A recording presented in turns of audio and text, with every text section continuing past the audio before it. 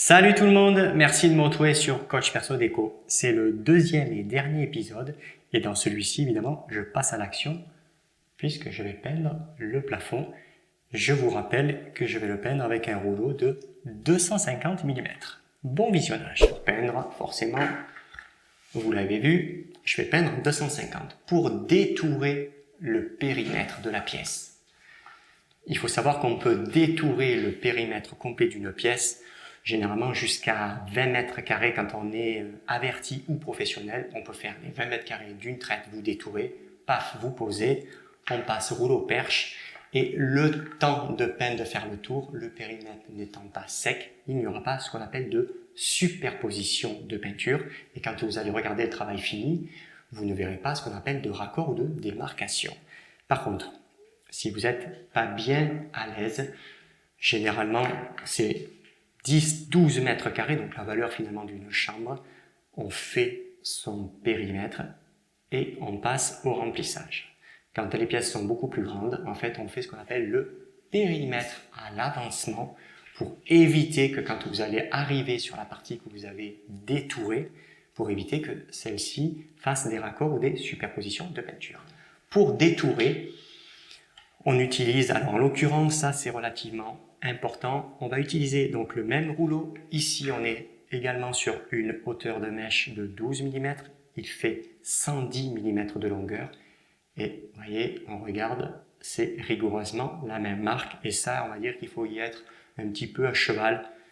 Si vous achetez un polyamide donc tissé, il faut que le petit rouleau, ce qu'on appelle communément la pâte de lapin, ce soit également un polyamide tissé. On ne mélange pas avec des polyesters ou des choses comme ça. Ça ne fait pas du tout ce qu'on appelle le même grain de rouleau et ça ne va pas se comporter de la même manière. Pourquoi on détourne le périmètre?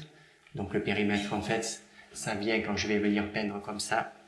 Je vais casser ce qu'on appelle la corde de la brosse, qui n'est pas très jolie en soi, et ça permet surtout d'éviter d'approcher ce que j'appelle dangereusement le rouleau du mur, parce que si on est trop proche, il y a un risque forcément de venir le toucher.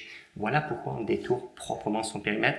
Et si vous avez l'habitude de regarder la chaîne, c'est toujours dans l'idée de faire un travail hautement qualitatif. Pour appliquer la peinture, il faut forcément une brosse. Alors les brosses, tout dépend de la situation, du cas de figure que vous avez chez vous. Ici, si on regarde attentivement, on voit bien que là c'est vert, ici c'est blanc, de l'autre côté j'ai de l'enduit, donc en soi j'ai forcément les murs à faire. Pour faire les murs, quand on a le plafond et les murs à faire, on peut utiliser une brosse qu'on appelle de type pouce. Une type pouce, c'est une brosse qui est arrondie sur le dessus. Comme elle n'a pas de partie fuselée, on ne peut pas réchampir avec, mais comme justement elle est bosselée, donc qui ressemble entre guillemets voilà, à un pouce, c'est une brosse qui permet de garnir en peinture. C'est-à-dire que quand on va venir peindre, on met plus de peinture, donc on a plus d'allonge. Ici, je suis sur une brosse à réchampir, donc une des plus grosses que l'on trouve dans le commerce, c'est une brosse de 32. Il ne faut pas utiliser, là, je veux dire, il n'y a pas de contrainte particulière, ça reste un plafond complètement usuel qui fait presque 11 mètres carrés. Il ne faut pas utiliser des brosses qui sont petites. Plus la brosse elle est petite, moins vous avez d'allonge, plus il vous faudra recharger de peinture et surtout, il faut bien penser que plus le diamètre est petit, et moins vous allez arriver à vous approcher avec le petit rouleau. Or, le petit rouleau, il faut qu'il s'approche du mur, mais sans jamais le toucher. Je vais vous montrer avec une 32 à réchampir. C'est une brosse qui est polyvalente, on arrive quand même à remplir. Et également, si vous êtes dans mon cas de figure, que vous décidez finalement, parce que ça vous plaît bien de peindre avec des peintures qui sont teintées, pensez que la peinture reste un produit qui est technique et que la richesse des colorants fait que, comme je vous ai dit, remonte beaucoup à la surface. Il va falloir touiller assez fréquemment. Et je ne vous parle même pas quand vous êtes sur des teintes profondes ou vives. C'est quasi toutes les 5 minutes qu'il faut touiller parce que sinon, en fait, vous peignez avec ce qu'on appelle des colorants. Vous pouvez faire des fusées colorantes. C'est particulièrement disgracieux. Je ne suis pas là pour échampir. Je viens, je pose ma peinture, je ne pose jamais dans un angle. brosse chargée égale brosse qui va dégouliner. Alors dégouliner sur des zones qui sont coincées, c'est rédhibitoire. Donc on vient, on pose sa brosse, donc un petit peu avant. Étant donné que je viens de décharger, je peux m'approcher voilà, de l'angle. Donc forcément avec une brosse à réchampir, c'est beaucoup plus facile, partie fusée. Avec une pousse, ça fonctionne, hein, je veux dire, il ne faut pas croire, ça fonctionne également, mais c'est plus pratique avec une brosse à réchampir. Alors ici, je viens, je peins.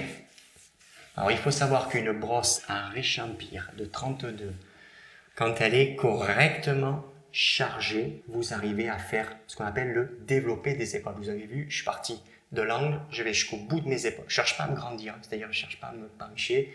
Je reste dans mon développé d'épaule. Vous faites un aller, un retour, il n'y a plus de peinture sur la brosse. Le petit rouleau, il est humide. Je l'ai humidifié. Pourquoi? Pour la simple et bonne raison que je veux que les fibres soient redressées. Je veux également pouvoir le nettoyer. Si vous le laissez 2 mois dans le garage, vous avez plein de poussière qui s'y met dessus. Puisqu'il est humidifié, pas dégoulinant d'eau, humidifié, vous allez avoir un bon transfert de la peinture. C'est-à-dire que pendant le 1er ou 2 mètres carrés, votre rouleau ne se transforme pas comme un éponge ou comme un buvard. C'est son problème. Quand il est complètement sec, il dépose la peinture de manière très hétérogène et ça, ce n'est pas bon. L'indice pour savoir si vous n'avez pas laissé trop d'eau sur un rouleau, vous faites ça.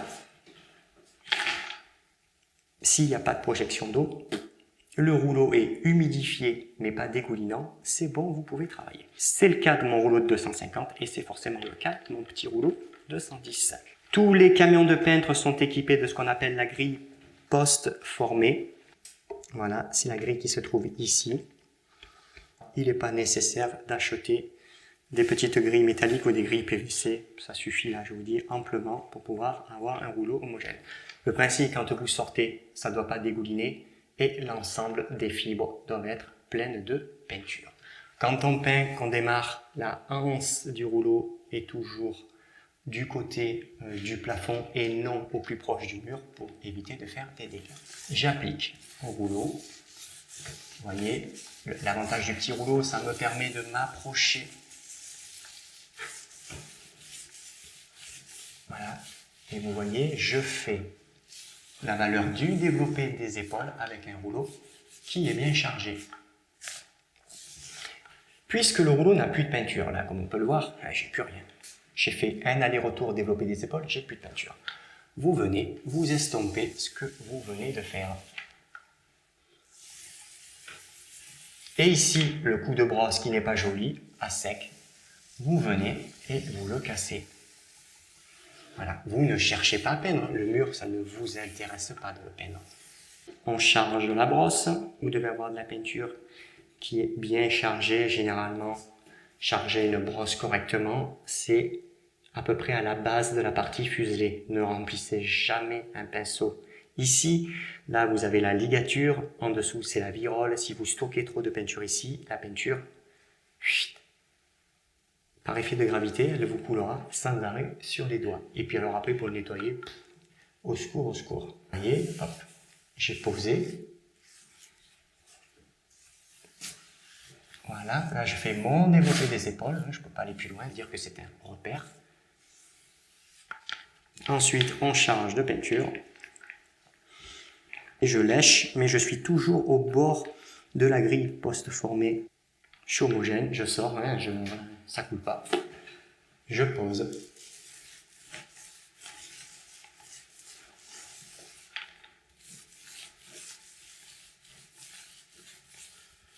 Et surtout, quand je viens comme ça faire mon périmètre,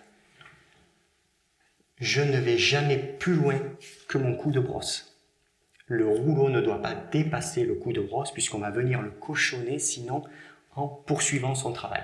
Nous avons toujours le coup de brosse qui est plus loin que le coup de rouleau qui permet d'estomper. J'ai plus de peinture. Voilà, j'estompe. Même chose dessous. Ici, je suis au-dessus de l'unité intérieure de climatisation. C'est peut-être votre cas. On va passer avec forcément le petit rouleau 210.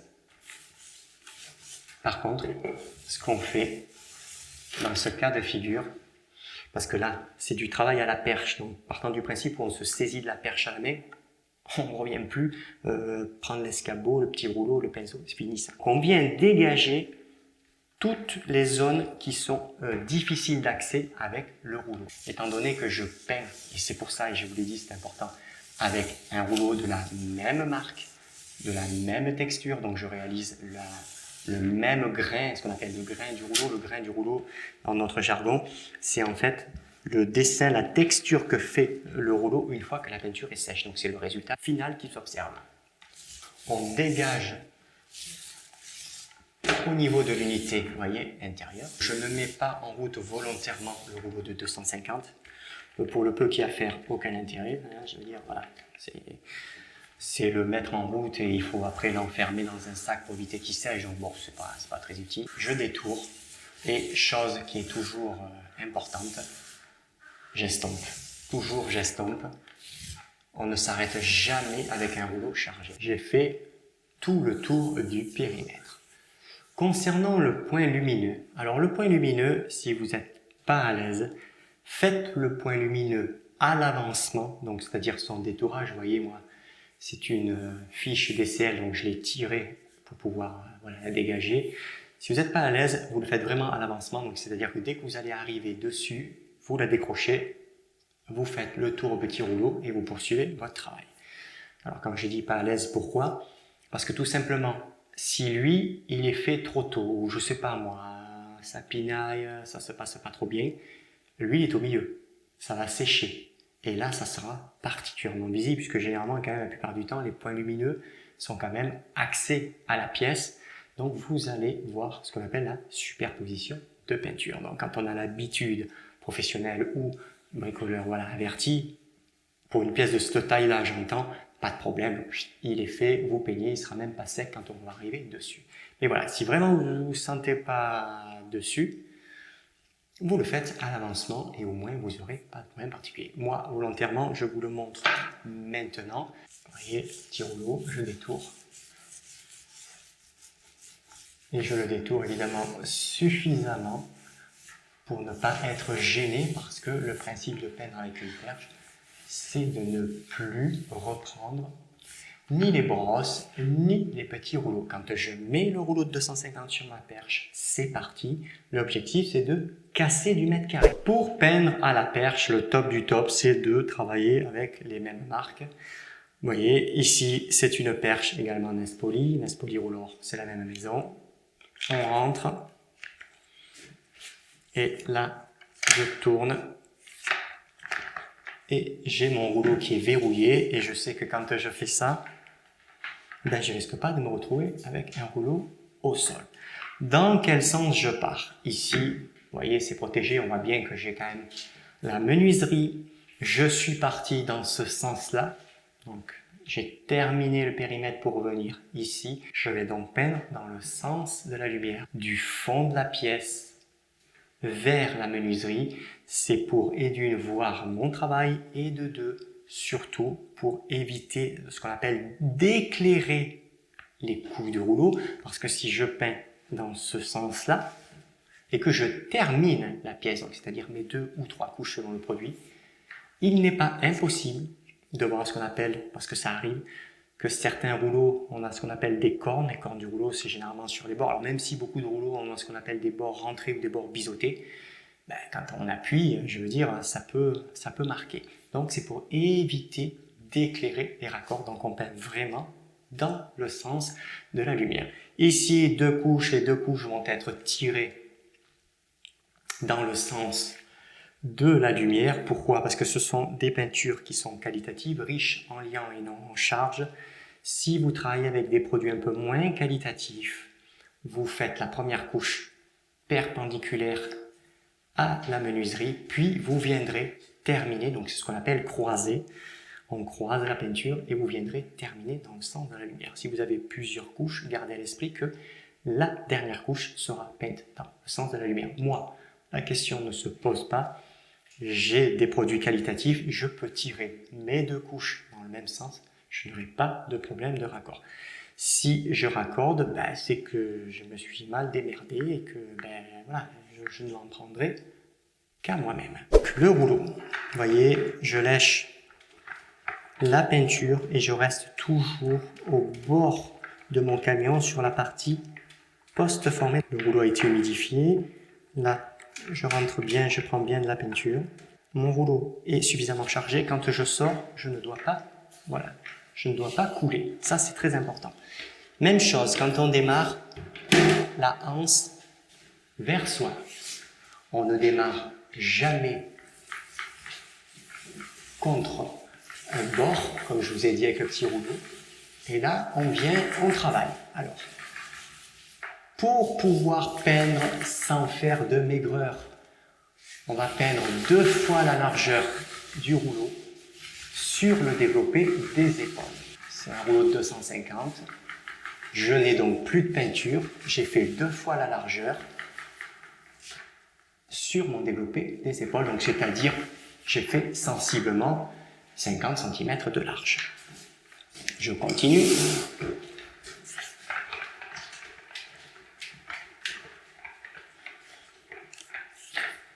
Je sors, pas de peinture, je me présente, les épaules bien tournées vers le mur, légèrement en flexion, tout simplement pour éviter de se peindre le bout du museau.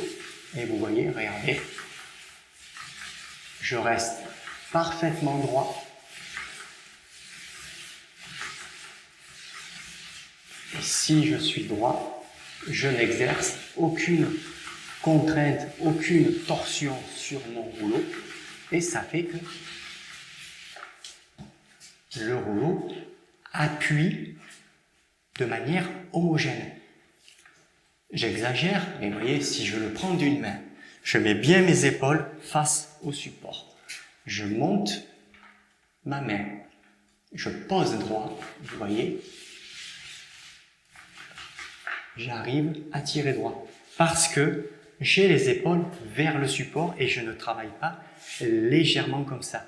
Dès l'instant où vous êtes comme ça, regardez, si je suis comme ça, je tourne mon rouleau, ma main, le rouleau, tout le monde suit et c'est comme ça que vous faites des virgules. Mais si vous faites des virgules, vous avez une mauvaise position du rouleau, les fibres ne sont pas plaquées, ne touchent pas correctement le support. Vous faites des raccords, vous faites des manques, des maigreurs, enfin, et des pâtés, parce qu'accessoirement, on fait des pâtés. Je prends un petit peu moins de peinture, parce que j'ai quand même une zone, voilà, où je suis au bord, je dégage, je travaille ma peinture, je viens, je lisse. L'important de lisser, c'est d'avoir ce qu'on appelle un grain de rouleau, le plus régulier possible. Ici, même chose, je recharge. Voilà, hop, je pose. Je chevauche la valeur de 5 cm à peu près sur mon précédent travail. Et là, vous voyez, je travaille la peinture.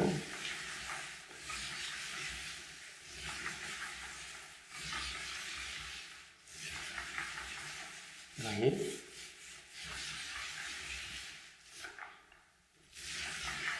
Et surtout, chose importante, on s'arrête de manière régulière, c'est-à-dire ne partez pas comme ça en disant bon allez hop je continue.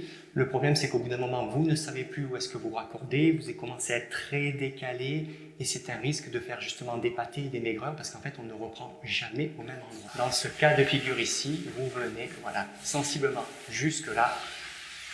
Et toujours pareil, puisque j'ai fait 2 fois la largeur, quand j'arrive, j'estompe, c'est ce qu'on appelle faire le fondu. Je n'ai plus de peinture, je suis à sec, je viens et je serre ce qu'on appelle le grain du rouleau. Je mords un tout petit peu sur mon travail, à peu près voilà, 5 à 8 cm, je veux dire, c'est pas une science non plus, mais c'est pour que vous ayez un repère. Voilà. Là, je m'élargis, je fais la valeur de 2 fois la largeur du rouleau, donc à peu près 50 cm sur mon développé des épaules. Là, je n'ai donc plus de peinture. Je viens, j'estompe et je lisse. Vous voyez, je le fais sans courir, sans me presser, sans me stresser. Je peux bien sûr aller plus vite, je veux dire, c'est mon métier, je ne suis pas là pour vous faire la fusée. c'est vraiment pour que vous puissiez comprendre les opérations. Je travaille la peinture, on reprend le travail précédent, s'arrêter sensiblement au même endroit. Et vous voyez, là, j'ai plus de peinture, donc je serre le grain. Vous voyez, je suis quasi au milieu de la pièce, quand il fait chaud. Et ici, c'est quand même le cas. On évite, bien sûr, de revenir ici. Là, vous risquez de tracer la peinture parce que vous ramollissez la peinture qui est en train d'un petit peu de mater à la surface. Attention, à peu près au milieu de la pièce quand il fait très chaud, si vous apercevez « Ah, merde, j'ai fait une connerie, un machin », attention, si vous touchez, vous risquez de faire plus de bêtises. Vaut mieux passer un petit coup de papier de verre quand la première couche a bien séché. Alors, l'avantage d'un rouleau de 250 vis-à-vis d'un rouleau de 180, donc vous faites forcément plus de chemin. Vous allez aller plus vite. Par contre, le rouleau de 250, il y a quelque chose qu'il n'apprécie pas du tout, c'est d'avoir des fonds qui sont très hétérogènes. Quand je dis très hétérogènes, plus vous allez être bosselé, irrégulier, pas net, lui, il est long. Plus il est long et moins il touche correctement en fait le support. Donc ça, il faut être vigilant. Si c'est pas propre, le plafond n'est pas propre, il vaut mieux rester sur un 180 mm. Vous aurez plus de facilité pour travailler et on va dire vous accommoder du support, alors que le 250, lui, c'est quand même clairement pas son truc. Voilà. Vous voyez là le plafond, je ne veux pas vous dire que c'est un modèle de netteté, ce n'est pas vrai, c'est un plafond visuel, mais il est assez propre. Le gros avantage aussi de travailler avec ce qu'on appelle des montures et des rouleaux de même marque, c'est que les rouleaux sont parfaitement équilibrés. Je n'ai pas de différence, hormis que le rouleau, l'ensemble est un tout petit peu plus lourd, mais je n'ai pas de différence entre tenir au milieu un rouleau de 250 ou tenir un rouleau de 180. J'entends à marque identique. Le 250, même si vous êtes néophyte et que vous voulez commencer par le 250, pourquoi pas, même si je préconise plutôt de travailler au 180, mais pourquoi pas. Si vous avez des fonds qui sont très très bien préparés, vous n'aurez pas de problème particulier avec ce rouleau. Voilà. Par contre, voilà, si c'est vilain, pour parler simplement, n'attaquez pas avec le 250, vous aurez ce qu'on appelle une mauvaise surface de contact avec le rouleau. C'est-à-dire qu'en fait, clairement, quand ça sera fini, il vous aura fait, généralement d'ailleurs, c'est plutôt des manques qu'il fait, puisque la hauteur de fibre, ce n'est pas régulier. D'ailleurs, c'est exactement le même principe que d'enduire, par exemple, avec une lame à enduire d'1 mètre sur un support qui serait complètement bosselé. Je peux vous dire que le résultat à la fin, il ne sera pas joli. Voilà, vous voyez, pour éviter d'avoir de la peinture sur la figure, vous travaillez avec les bras qui sont légèrement, j'ai bien dit légèrement en tension, et ça permet de voir son travail en évitant d'être comme ça et de se peindre finalement sur la figure. Alors ne pensez pas aussi que plus c'est large et plus on peut mettre de la peinture sur le rouleau. Non, ça reste une hauteur de mèche de 12 mm. Vous en mettez plus par effet de largeur, mais pas par effet de hauteur. Voilà, donc le rouleau ne doit pas être dégoulinant.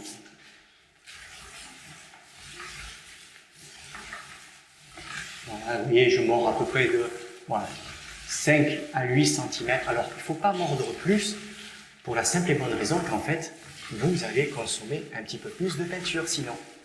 Plus on vient recouvrir son travail et plus on dépose de la peinture pour rien puisque c'est quelque chose que vous avez déjà peint.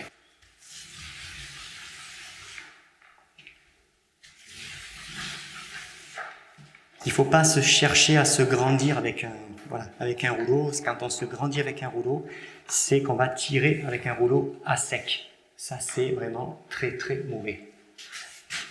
Voilà, ici.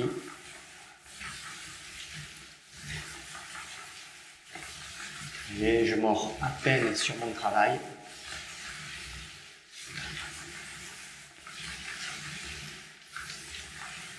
Et là, il me restait la valeur à peu près de 2 fois la largeur du rouleau. Voilà. Je lisse.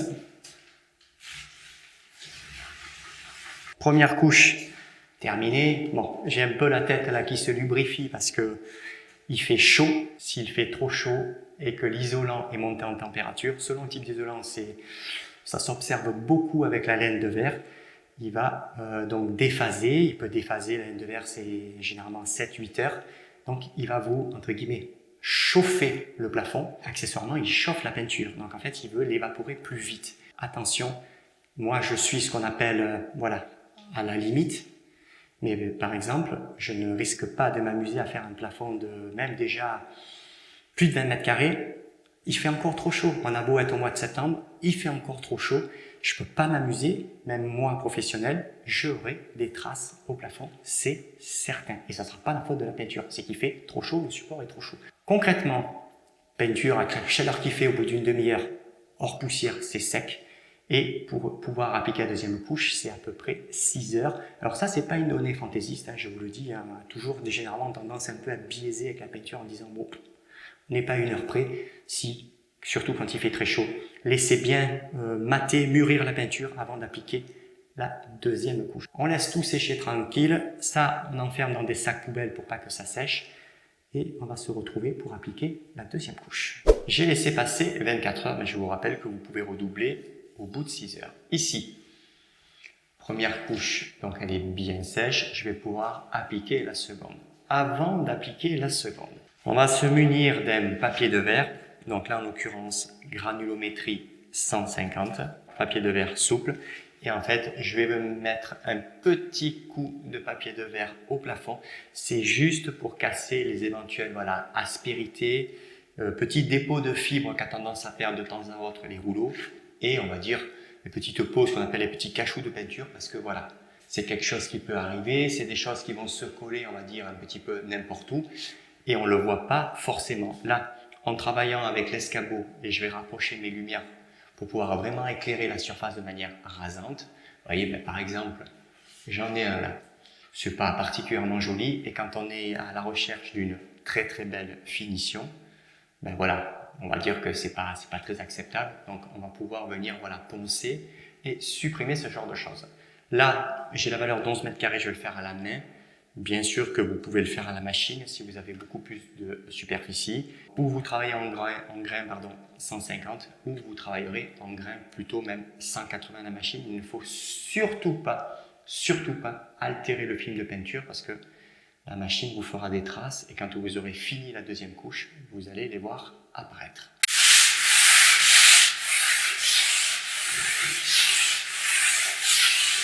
Je mets vraiment juste un petit coup. Ça, c'est vraiment quand on est à la recherche de la belle finition.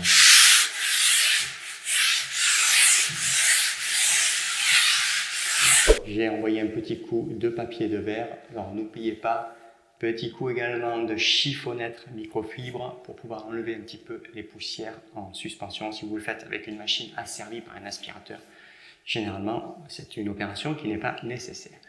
Ici, j'ai remis la peinture, rebelote, on fait le tour du périmètre, on touille bien la peinture, voilà. Ça c'est important, petite remontée de colorants qui sont présentes. Ça ne change pas, hein, on estompe toujours les coups de brosse.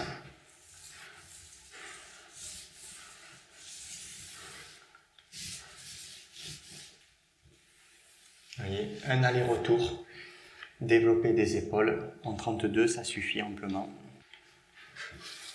Et après là de suite, on applique la peinture, là une petite fibre du petit rouleau, voilà, ça arrive. Je vais faire le tour comme pour la première couche, hein, parce que c'est exactement la même opération. Il faut juste penser à bien s'éclairer parce que là pour le coup on est vraiment sur la même couleur donc ça se voit on va dire un petit peu moins. Voilà, il faut juste être vigilant de ne pas faire de manque. Alors pour la petite histoire, vous voyez le rouleau il est propre donc je l'ai relavé. Alors il n'est pas nécessaire en soi de laver un rouleau à chaque fois qu'on peint, du moment qu'on sait qu'il y en a plusieurs couches, on l'enferme dans un sac poubelle. C'était le cas, sauf qu'il m'a échappé des mains, il est tombé par terre, alors, pas dans cette pièce, il est tombé dans une pièce où malheureusement le sol n'était pas très propre.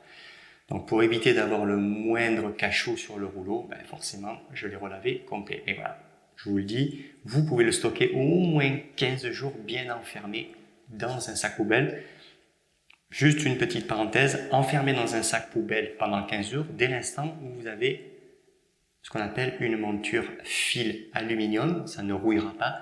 Si vous avez une monture classique fil acier, attention, pour le peu qu'elle soit légèrement abîmée, elle viendra donc rouiller. Alors ça peut rouiller ici, ça peut rouiller n'importe où, mais attention, c'est qu'après ça fait des traces et ça vient vous colorer la peinture. Le périmètre est fait, c'est reparti pour un tour. Je recommence.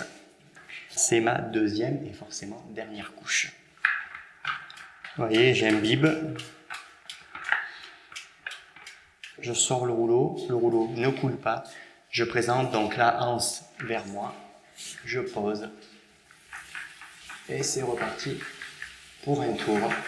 Étant donné que le rouleau est humidifié, ça me permet de faire un bon transfert de peinture immédiatement.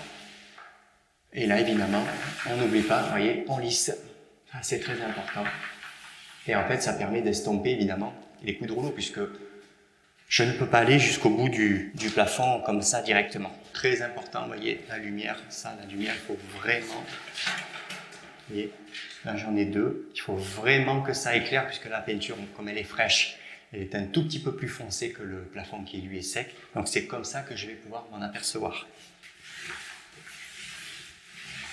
Voilà, et je lisse.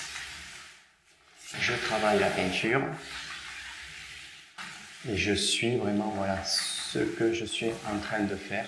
Donc c'est-à-dire sensiblement toujours des lignes qui ont quand même la même régularité. Ça, c'est important. Je travaille avec le rouleau 12. Donc le rouleau 12, pour ce genre de fond, ça va très bien. Alors la marque préconise le 14. Le 14, c'est plutôt quand on va vouloir charger un petit peu plus, qu'on est plutôt en entretien sur des plafonds, comme je vous ai dit en début de vidéo, en moins d'un an.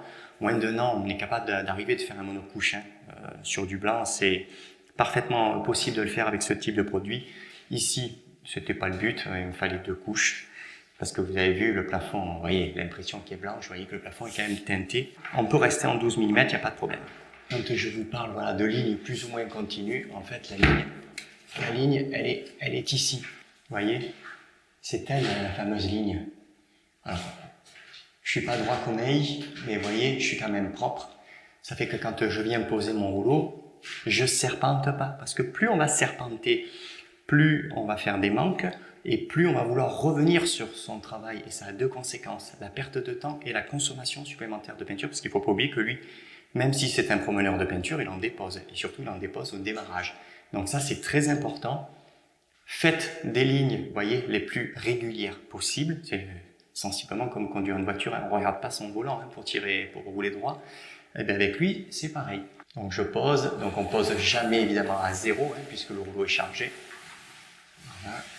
Je mords un tout petit peu sur mon travail précédent, voilà. Je me décale, j'attaque la deuxième largeur, voilà. Donc là j'ai la valeur de, mine de rien, 50 cm. 50 cm, je veux dire, c'est appréciable quand on fait des ouvrages, surtout des plafonds. Et là, vous voyez, je lisse. Et là, je serre le grain, puisque vous voyez, j'ai plus de peinture. Si je me mets là, vous voyez, j'ai plus de peinture et en fait, vous voyez, le rouleau il peint quasiment plus. Vous voyez, j'appuie, il n'y a quasi pas de peinture. Donc comme je vous ai dit, voilà, c'est important. 2 fois la largeur du rouleau sur le développé des épaules. Vous allez vous retrouver donc avec un rouleau, comme je viens de vous montrer, à sec. Et à sec, ça permet donc de lisser sans redéposer de la peinture, ça c'est important. Et une fois que vous avez lissé, vous êtes tranquille, vous savez que vous pouvez, soit comme là j'ai terminé donc on n'en parle plus, soit continuer évidemment la travée supplémentaire. Le plafond, je vais le laisser sécher tranquillement et on fera un petit passage caméra quand il sera complètement sec pour voir un petit peu l'allure qu'il a. Un petit passage caméra, un petit passage un peu près pour voir le rendu final du plafond, en sachant que là j'ai laissé sécher 24 heures et vous voyez avec 2 couches et un rouleau de 250, le travail est très propre. Sur ce, notre tuto, donc application de la peinture, on va dire tuto complet, application de la peinture au plafond à l'aide d'une perche et avec un rouleau de 250 est terminé. je vous fais le petit coucou traditionnel et je vous dis à bientôt.